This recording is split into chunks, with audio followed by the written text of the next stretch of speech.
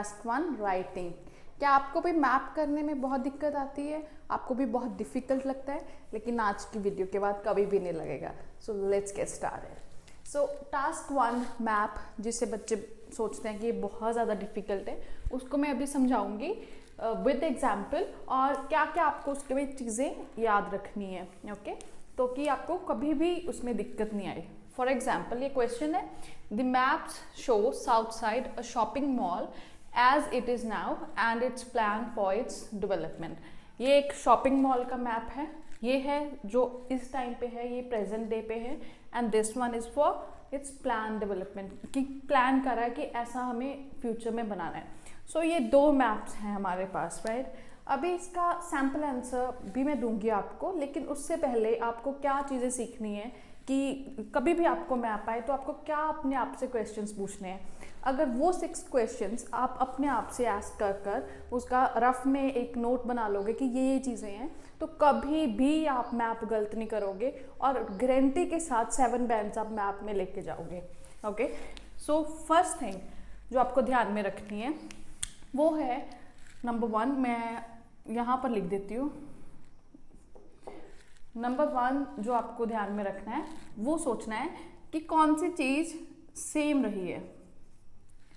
अभी इसमें हम मैप में देखते हैं कि कौन कौन सी चीज़ सेम रही है, कुछ भी जो है वो चेंज नहीं हुआ। फॉर एग्जाम्पल ये देखिए, सुपरमार्केट्स जो हैं वो सेम रही हैं। यहाँ पे आप लिख लोगे सुपरमार्केट्स, कि सुपरमार्केट्स चेंज नहीं हुई। नेक्स्ट आप देखो वॉशरूम, वॉशरूम भी अपनी सेम जगह पे ही रहेंगे, वो भी चेंज नहीं होंगे। तो यहाँ पे आप एक लिख लोगे वॉशरूम्स, की वॉशरूम भी चेंज नहीं होंगे।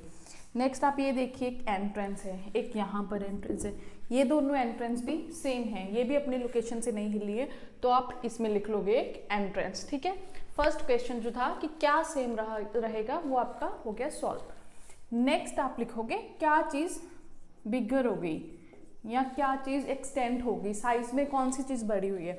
अभी हम अगर साइज की बात करें, जैसे आप डिपार्टमेंट स्टोर देखो, डिपार्टमेंट स्टोर साइज में काफ़ी ज़्यादा बड़ा हो गया।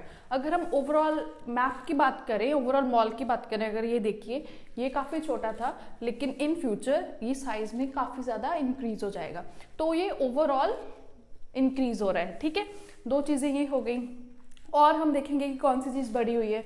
फॉर एग्जाम्पल ये कार पार्क है, कार पार्क काफ़ी ज़्यादा एक्सटेंड हो गया, ऑलमोस्ट एंड ऑलमोस्ट डबल हो गया अपने साइज में।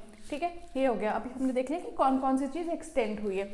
नेक्स्ट हम देखेंगे कि कौन कौन सी चीज़ स्मॉलर हो गई, क्या क्या छोटा हो गया साइज में। अभी देखिए इसमें तो इतना कोई है नहीं है कि क्या छोटा हुआ है, कुछ नहीं हुआ। ओके, नेक्स्ट हम देखेंगे कौन सी चीज़ x to y चेंज हुई है। x to y मतलब पहले उसकी जगह पे कुछ और था, अब उसकी जगह पे कुछ और बन गया। फॉर एग्जाम्पल ये जो प्ले एरिया है, इसकी जगह पे ब्यूटी सैलून बन गया। नूडल शॉप सिनेमास की जगह पर ये वाले स्टोर्स आ गए, shoe store, cosmetic shop, gift shop, right. Next cafe था, कैफ़े की जगह पे इन्फो सेंटर आ गया, इन्फॉर्मेशन सेंटर आप बोल सकते हो। ठीक है, सो ऐसे हमने देख लेना कि कौन सी चीज़ x to y चेंज होगी। ओके, सो नेक्स्ट चीज़ जो हमें देखनी है नंबर 5, दैट विल बी कि कौन सी चीज़ नई ऐड हुई है, जो पहले बिल्कुल भी नहीं थी अभी ऐड हुई है। वो हम देखो अभी क्या ऐड हुआ है जो पहले बिल्कुल भी नहीं था। फॉर एग्जाम्पल यहाँ पर फैशन स्टोर्स नहीं थे और in future fashion stores add हो रहे हैं। ऐसे आपने देख लेना कि कौन कौन सी चीज़ें ऐड हो रही है। नंबर 6 आप देखोगे कि कौन सी चीज़ बिल्कुल ही रिमूव हो गई या डिमोलिश हो गई, कि इसको बिल्कुल ही ख़त्म ही कर दिया, पहले थी उसको ख़त्म कर दिया। फॉर एग्जाम्पल गोल्फ कोर्स था, पार्क था, इसको ख़त्म ही कर दिया। गोल्फ कोर्स भी डिपार्टमेंट स्टोर में ले लिया और पार्क भी इसमें ऐड हो गया, है ना। फिटनेस सेंटर था, ये भी ख़त्म हो गया, इसकी जगह पे ये बन गया। ओके, सो ये हम देखेंगे। ऐड में आप ये भी लिख सकते हो, एक एंट्रेंस ऐड हुई है, ये वाला जो डिपार्टमेंट स्टोर है इसने अपनी खुद की एंट्रेंस अचीव कर ली है।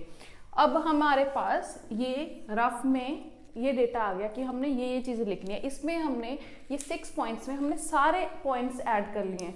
अभी आपको बार बार नहीं देखने की ज़रूरत पड़ेगी, आपको सिर्फ अभी देखने की क्या ज़रूरत पड़ेगी, डायरेक्शंस, कि कौन सी चीज़ कौन सी डायरेक्शन में पड़ी है। ओके, डायरेक्शंस आपको याद अगर नहीं रहती हैं कि कैसे हमने इसको याद रखना है, तो आप हमेशा, बच्चे क्या करते हैं कि कई बार ईस्ट को यहाँ पर लिख देते हैं, वेस्ट को यहाँ पर लिख देते हैं। ऐसा नहीं करते, आप ऐसे याद कर सकते हो, वी वर्ड से याद कर सकते हो। तो वेस्ट इधर आता है लेफ्ट साइड पे, ईस्ट इधर आता है। ओके, सो जो नॉर्थ और ईस्ट के बीच का एरिया होता है उसको बोलते हैं नॉर्थ ईस्ट एरिया। साउथ और ईस्ट में होता है इसको बोलते हैं हम साउथ और ईस्ट एरिया। ठीक है, जो साउथ और वेस्ट में होता है उसको बोलते हैं हम साउथ वेस्ट एरिया। जो नॉर्थ और वेस्ट में होता है उसको हम बोलते हैं नॉर्थ वेस्ट एरिया।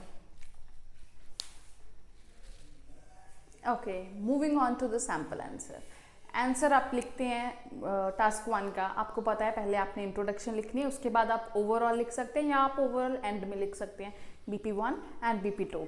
इंट्रोडक्शन में मेन क्या होता है कि आपको मिनिमम 3 चेंजेस करने होते हैं। जो आपकी स्टेटमेंट है आपने उसको पैराफ्रेज करना है अपनी लैंग्वेज में और मिनिमम 3 चेंजेस करने हैं, है ना। उसके बाद हम BP1 लिखेंगे एंड BP2।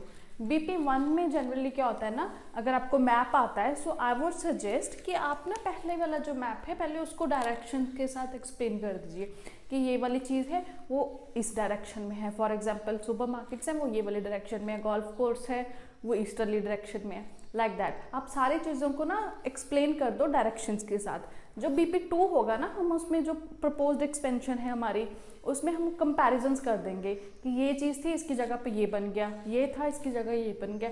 इससे आपका जो है वो बहुत ज़्यादा ईजी हो जाएगा। सो देखिए हम कैसे लिख रहे हैं इंट्रोडक्शन। द 2 मैप्स, वहाँ पे लिखा था द मैप शोज, हमने लिख दिया the 2 maps show the proposed expansion and the current form of a shopping mall named South Side। Okay, so BP1 देखिए इसमें मैंने सारी चीज़ें लिख दी हैं जो करंट फॉर्म में है, जो प्रेजेंट मॉल में प्रेजेंट है, कौन सी डायरेक्शन में है।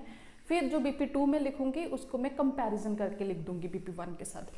For example, currently to the north of the mall children's play area, noodle shop and cinemas are present. To the northeast side of the south side, a cafe is located. Golf course is situated to the east of the center that backs on a park. That backs on a park मतलब park के ऊपर बना हुआ है। Whereas towards the south, fitness center and parking space is present, which is opposite to the entrance.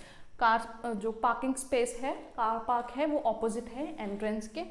Supermarket, toilets and facilities for department store are also available, which are located almost in the center of a shopping mall।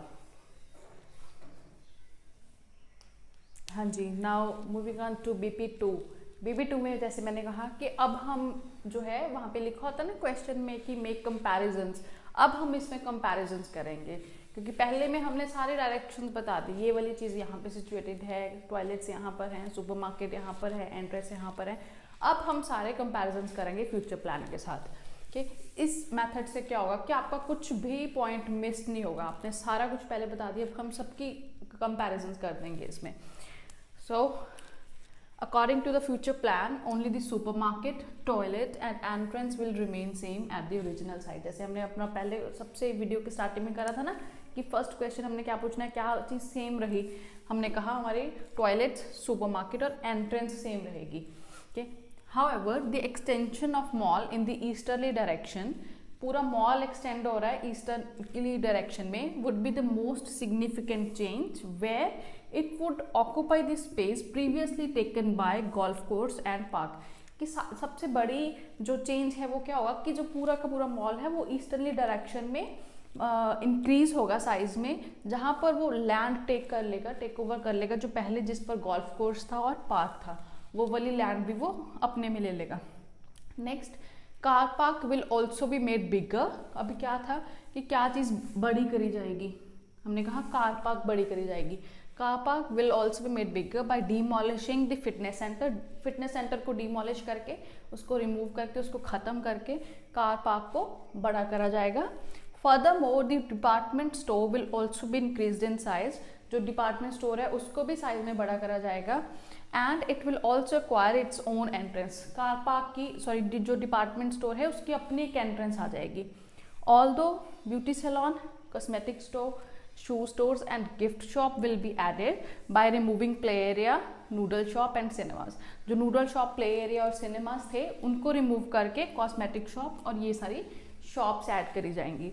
Therefore, however, will nowhere a place to eat as the cafe will be converted to information center। अभी वहाँ पे कोई भी खाने के लिए, बैठने के लिए जगह नहीं होगी क्योंकि जो कैफे है वो एक इंफॉर्मेशन सेंटर में कन्वर्ट कर दिया जाएगा। Along with the toilets more fashion stores will be build, जो टॉयलेट्स हैं उसके साथ और फैशन स्टोर्स बिल्ड कर दिए जाएंगे। रिमेंबर टास्क 1 जो होता है ना, उसमें आपने हमेशा टेंसेस का बहुत ज़्यादा ध्यान रखना है। जैसे ये देखिए हमने फ्यूचर टेंस में लिखा है, जो पहले वाला था प्रेजेंट टेंस में आना था कि ये है, is situated, is there, is ऐसे। ये हमने will be built, will be made ऐसे लिखा है ना। मोस्टली होता है कि पास्ट टेंस भी होता है कि पास्ट में, फ्यूचर में कम आता है लेकिन मतलब आता है, ठीक है। तो आपको ये चीज़ का ध्यान रखना कि आपने टेंस कौन सा यूज़ करना है। बहुत सारे बच्चे इसको पास्ट में लिख देंगे, उससे जो उनका ग्रामेटिकल एक्यूरेसी है उनमें स्कोर डाउन चला जाएगा। Okay, now moving on to overall. BP2 के बाद हम लिख रहे हैं ओवरऑल। ओवरऑल में जो मेजर चेंजेस होते हैं हम वो लिखते हैं। Overall it is evident that major plan is to extend the centre. जो सबसे बड़ा प्लान है वो पूरे सेंटर को एक्सटेंड करने का है। However more stores and fashion boutiques will be given more focus. ज़्यादा स्टोर्स और फैशन बुटीक्स को ज़्यादा फोकस दिया जाएगा instead of eating places and play areas. Eating places और प्ले एरियाज के सिवाय इनको ज़्यादा फोकस दिया जाएगा, बिकॉज ईटिंग प्लेसेस जो कैफे था वो भी रिमूव हो गया, प्ले एरियाज भी रिमूव हो गए, right. Car park will also be made almost twice in size. जो कार पार्क है उसको ऑलमोस्ट दुगना कर दिया जाएगा साइज में। ये था हमारा टास्क 1 मैप। इसके रिलेटेड आपको और भी मैं वीडियोस डालूंगी। अगर आपको प्रोसेस डायग्राम में प्रॉब्लम है, bar graph and so on, सारी वीडियोस हम डालेंगे। इस वीडियो के बाद आई डोंट थिंक कि आपको मैप लिखने में प्रॉब्लम आएगी। आप जस्ट वो 6 क्वेश्चन जो हमने स्टार्टिंग में डिस्कस करे थे वो आप ज़रूर कंसीडर करिए। इसके बाद आपको 7+ बैंड्स ज़रूर मिलेंगे। सो डोंट वरी, वो टिप्स फॉलो करिए और इसको लिखना इज सुपर इजी। ये सिर्फ आपके वहम है कि आपको बहुत टफ लगता है, बच्चे इसको देख के घबरा जाते हैं कि प्लीज़ मैप ना आए पेपर में, हे गॉड मैप ना आए। लेकिन आपको ऐसा कुछ नहीं करना, आपको किसी भी क्वेश्चन से बिल्कुल भी डरने की जरूरत नहीं है।